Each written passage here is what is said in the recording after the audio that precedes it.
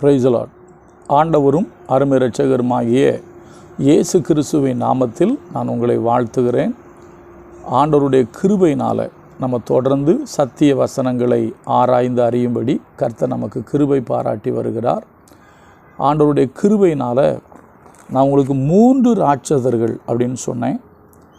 ஆக்சுவலாக ராட்சதர்களில் 3 பேர் மட்டும் இல்லை, நிறைய பேர் இருக்கிறாங்க. ஆனால் நம்ம அதை 3ஆக பார்ப்போம். நேற்று ஓக் என்கிற ஒரு ராட்சசனை பார்த்தோம். அந்த ராட்சசருடைய பின்னணி என்ன அப்படிங்கிறத நான் பற்றி சொன்னேன். ஏன்னா ஜலப்பிரளயத்திற்கு பின்பு காமுடைய சந்ததியில் ராட்சதர்கள் வருகிறார்கள், அதாவது சபிக்கப்பட்ட இனம். அதில் குறிப்பாக நீங்கள் பார்த்தீங்க அப்படின்னா பெலிஸ்தரில் யார் இருக்கா அப்படின்னா ராட்சதர்கள் இருக்கிறாங்க. நான் இன்றைக்கி ஒரு வேத பகுதி அப்படியே உங்களுக்கு காண்பிக்கிறேன். நீங்கள் பார்த்தீங்கன்னா 2 சாமுவேல் புஸ்தகத்தை நீங்கள் எடுத்தீங்கன்னா ஒரு யுத்தம் நடக்குது. அந்த யுத்தத்தில், அதாவது அதுவும் குறிப்பாக அந்த யுத்தம் யாரோடு நடக்குன்னா பெலிஸ்தரோடு அந்த யுத்தம் நடக்குது. சரியா? பெலிஸ்தரோடு அந்த யுத்தம் நடக்கும்போது என்ன நடக்குன்னா ஒரு 4 ராட்சதர்கள் வர்றாங்க அந்த யுத்தத்தில். ஒரே யுத்தம் இல்லை, 4 யுத்தத்தில் 4 ராட்சதர்கள் இறந்து போகிறாங்க. இதை நான் 2வது பார்ட்டாக சொல்கிறேன். அதாவது 4 பேரை ஒரே இதாக சொல்லிடுறேன். எப்படின்னு கேட்டிங்கன்னா நான் வாசிக்கிறேன் பாருங்கள். 2 சாமுவேல் 21வது அதிகாரத்தில் முதல்ல 15 போட்டிருக்கோம். என்ன அப்படின்னா, பின்பு பெலிஸ்தர் இஸ்ரவேலின் மேல் யுத்தம் செய்தார்கள். அப்பொழுது தாவீதும் அவனோடு கூட அவன் சேவகரும் போய் பெலிஸ்தரோடு யுத்தம் பண்ணினார்கள். தாவீது விடாய்த்து போனான். அப்பொழுது அங்கே ஒருத்தன் வாரான். அவன் பேர் என்னென்னா இஸ்பி பேனோப். இதை நீங்கள் எல்லாத்தையும் நிறைய படிக்கணும். இஸ்பி பேனோப் அப்படிங்கிற ஒரு மனுஷன் அவன் வரான். அவன் யாருன்னா, நான் படிக்கிறேன் பாருங்கள். அவன் ராட்சச புத்திரன்னு போட்டிருக்கு. அப்பொழுது 300 சேக்கல் நிறை வெண்கலமான ஈட்டியை பிடிக்கிறவனும் புது பட்டயத்தை அறையிலே கட்டி கொண்டவனுமான இஸ்பி பேனோப் என்னும் ராட்சத புத்திரில் ஒருவன் தாவீதை வெட்ட வேண்டும் என்று இருந்தான் அப்படின்னு போட்டிருக்கு. அப்போ இப்படி அவன் தாவீதை வெட்ட வரும்போது, ஏன்னா தாவீது விடாய்த்துட்டாப்புல, தாவீதை வெட்ட வரும்போது செருயாவின் குமாரன் அபிஷாய் வந்து தாவீதுக்கு உதவியாக வந்து அந்த ராட்சசனை என்ன பண்ணியாச்சு, வெட்டியாச்சு. அதுக்கப்புறம் நீங்கள் பார்த்தீங்கன்னா 18 போட்டிருக்கு. அதற்கு பின்பு பெலிஸ்தரோட திரும்பவும் கோபியிலே யுத்தம் நடந்தது. அங்கே நீங்கள் பார்த்தீங்கன்னா ஊசாத்தியனாகிய சீப்பாய்க்காய் ராட்சத சந்ததியான சாப்பை வெட்டி போட்டான். அவன் பேர் இஸ்பி போனேப்பு, இவன் பேர் சாப்பு. அடுத்தது 19 போட்டிருக்கு. பெலிஸ்தரோட இன்னும் வேறொரு யுத்தம் கோபிலே உண்டான பொழுது, சரியா, அங்கே கோலியாத், அதில் போட்டிருக்கு காத்து ஊரானாகிய கோலியாத்தின் சகோதரனை வெட்டினான். வெட்டினது யாருன்னா யார்கிமின் குமாரனாகிய எல்கானான் என்னும் பெத்லகேமியன் வந்து என்ன பண்ணுறான், வெட்டுறான். இவனுக்கு பேர் போடலை, இந்த ராட்சசனுக்கு பேர் இல்லை. இவன் யாருன்னா கோலியாத்தினுடைய சகோதரன்னு போட்டிருக்கு. இதுக்கு அடுத்தது இன்னொருத்தன் வர்றான். அடுத்த வசனம் போட்டிருக்கு, இன்னும் ஒரு யுத்தம் காத்து ஊரில் நடந்தது. நல்லா கவனிங்க. முதல்லையும் பெலிஸ்தரோடு தான் யுத்தம். அதில் அபிஷாய் போய் என்ன பண்ணிட்டான், ஒருத்தனை வெட்டிட்டான். அதுக்கப்புறம் ஒரு யுத்தம் நடக்குது. அதில் யார், சீப்பேக்காய் ராட்சத சந்ததியான சாப்பை வெட்டிட்டான். சரியா? எந்த ஊருக்காரன் சீப்பாய் அப்படின்னா கோவில் ஒரு யுத்தம் நடந்தது. ஊசாத்தியனாகிய சீப்பைக்காயின்னு போட்டிருக்கு. அவன் போய் வெட்டிட்டாப்புல. தொடர்ந்து நீங்கள் படிச்சுட்டு வந்தீங்க அப்படின்னா கோலியாத்துடைய சகோதரனை ஒருத்தன் வெட்டிட்டான். அடுத்தது காத்து ஊரில் மறுபடியும் ஒரு யுத்தம் நடக்குது. அந்த ஊரில் பார்த்தீங்கன்னா அதையும் படிக்கிறேன் பாருங்கள். 20ஆம் வசனம். இன்னும் ஒரு யுத்தம் காத்து ஊரிலே நடந்தபோது அங்கே நெட்டையனான ஒரு மனுஷன் இருந்தான். அவன் கைகளில் அவ்வாறு விரல்களும் அவன் கால்களில் அவ்வாறு விரல்களும் ஆக 24 விரல்கள் உள்ளவன்.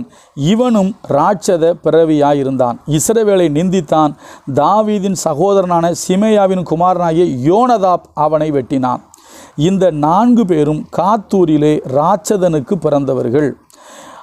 இவர்கள் தாவீதின் கையினாலும் அவன் சேவகரின் கையினாலும் மடிந்தார்கள். தயவு செய்து நீங்கள் கொஞ்சம் அந்த பைபிள் அப்படி எடுத்து 2 சாமுவேல் 21 நீங்கள் எங்கேருந்து படிக்கணும்னா 15 இருந்து நீங்கள் 22 வரைக்கும் படிச்சிங்கன்னா மிக அழகாக தெளிவாக அந்த 4 ராட்சதர்களை பற்றி அதில் சொல்லப்பட்டிருக்கு. இவங்க யாருன்னா காத்தூரில் உள்ள ஒரு ராட்சதனுக்கு பிறந்தவர்கள் அப்படின்னு சொல்லப்பட்டிருக்கு. சரி, இப்போ ஒரு கோலியாத் உண்டளவு அவனும் ராட்சதன் தான், அதை நான் நாளைக்கு சொல்கிறேன். ஆனால் இன்றைக்கி இந்த 4 பேரையும் யார் கொன்னா அப்படின்னு கேட்டிங்கன்னா இவங்கள தாவீது கொல்லலை. நல்லா நீங்கள் கவனிக்கணும். தாவீது கொல்லலை. தாவீதின் சேவகர்கள். தாவீது கோலியாத்தை தான் கொன்னார். ஆனால் இந்த 4 பேரையும் தாவீதுடைய சேவகர்கள் கொன்றார்கள். அதில் ஒருத்தன் பார்த்தீங்கன்னா நெட்டையாக இருப்பானா, மொத்தம் 24 விரல் அவனுக்கு இருக்குது. நான் உங்களுக்கு நேற்றே சொன்னேன், உங்களை விட பலசாலி, அப்நார்மலாக இருக்கிறவன், நெட்டையாக இருக்கிறவன், உங்களை விட பெரியவனை உங்களை கொண்டு வீழ்த்த கர்த்தரால முடியும். நான் மறுபடியும் அந்த வார்த்தையை தான் சொல்கிறேன். என்ன தெரியுமா? இன்னும் சொல்லப்போனால் தாவீது அபிஷேகம் பெற்றவன், தேவனுடைய ஆவியை பெற்றவன் தாவீது. இஸ்ரவேலில் ராஜாவாக அபிஷேகம் பண்ணப்பட்டவன் தாவீது. அவனோடு கூட இருந்த சேவகர்கள் பலசாலிகளாக இருந்தாலும் அவர்கள் சாதாரணமானவர்கள் தான்.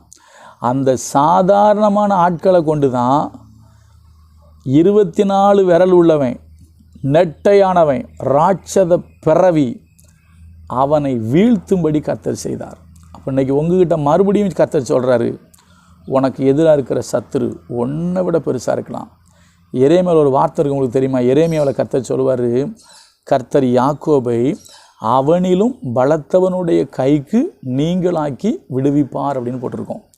உங்களை விட பலசாலி, உங்களை விட பெரியவன், உங்களை விட திறமை உள்ளவன், ஒரு படிக்கிற பிள்ளையாக இருக்கலாம், உன்னுடைய அறிவுக்கு எட்டாத, புத்திக்கு எட்டாத, நீ முடியாதுன்னு நினைக்கிற காரியத்தை முடித்து கொடுக்க கர்த்தரால் முடியும். ஏன்னா ராட்சதர்களை வீழ்த்தும்படி செய்த கர்த்தர்.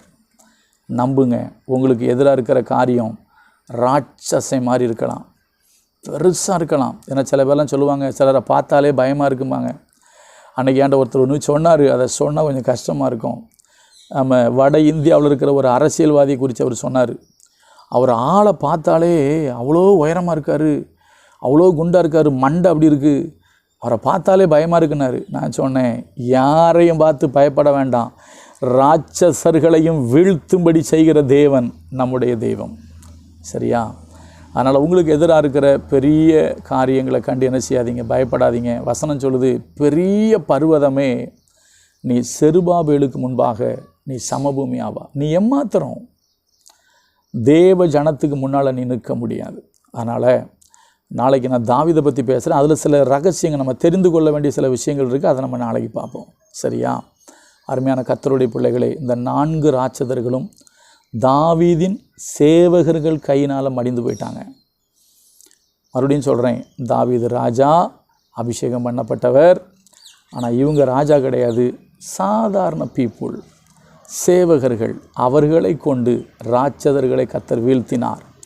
உங்களையும் என்னையும் கொண்டு பெரிய பெரிய காரியங்களை செய்யவும், ஒருவேளை உலகமே பயப்படுகிற காரியத்தை செய்து முடிக்கவும் கர்த்தர் உங்களையும் என்னையும் பயன்படுத்துவார்.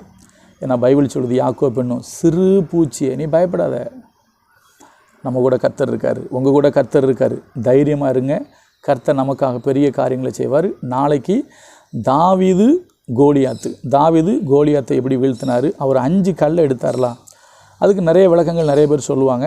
அந்த 5 கல்லுக்கு என்ன காரணம்னு சொல்லி நாளைக்கு நான் சொல்லி முடிக்கிறேன். கர்த்தர் நல்லவர், அவர் உங்களை ஆசீர்வதிப்பார். God bless you.